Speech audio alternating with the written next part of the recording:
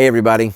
So in this session, we're going to be talking about something that doesn't always get enough attention when we're talking about parenting.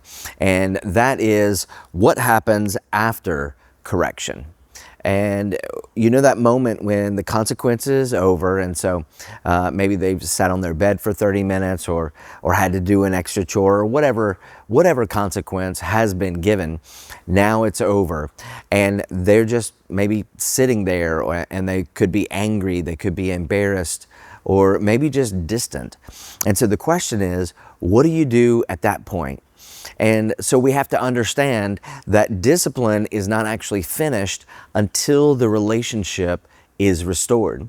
And we've spent the last few weeks we've talked about boundaries, we've talked about obedience, we've talked about consistency and discipline, and all that is incredibly important.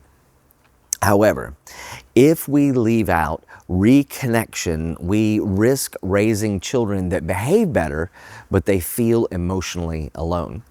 And so let me say it like this. Our children, they don't just need correction, they need closeness as well, especially after they've messed up.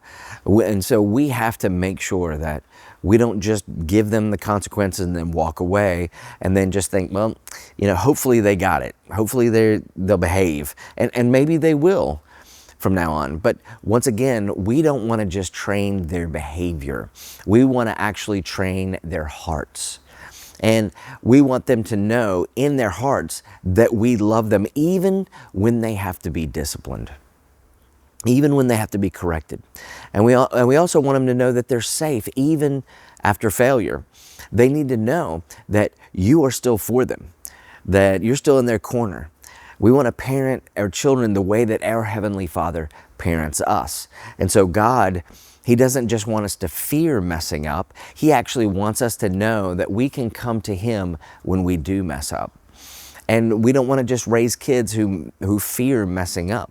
You want to raise your children so that they know they can come close to you when they do mess up. So when correction is over, the most powerful thing that you can do is actually move toward your child relationally, not away from them. I'm talking about looking them in the eye. Let your body language say, listen, I'm not mad. Give them a hug and maybe a word of affirmation, whatever their love language is. Just a simple I love you is enough to just say we are okay.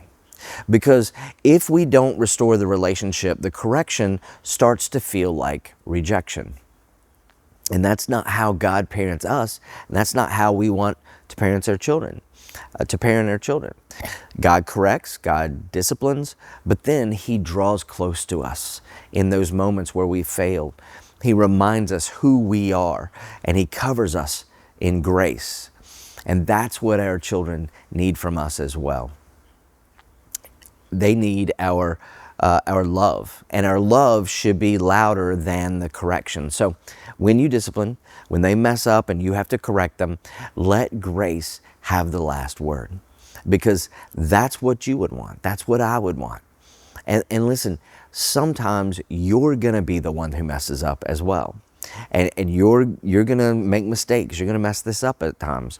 And there will be days when you correct out of anger, or days when you say too much, days when you should have said something and you didn't, days when you forget to circle back. I'm telling you, it happens. But here's the cool thing, is that when you blow it, own it, apologize, and ask them for forgiveness. And here's the good news, is that if we've done well at modeling the restoration of the relationship after mistakes have been made, after consequences, then they'll give you grace as well, because you modeled that for them.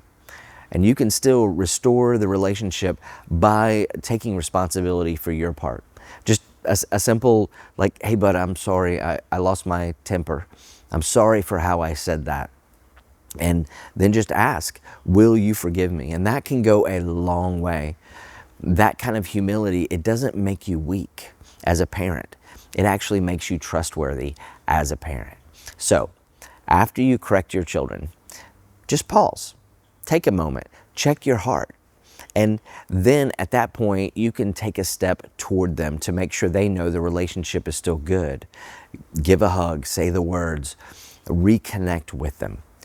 And just make it your goal to not just correct the behavior, but to actually build the bond with them. That's how we reflect the heart of the Father, because that's how He disciplines. That's how we keep their hearts open as well. And that's how we raise kids who know they're loved, especially in their lowest moments.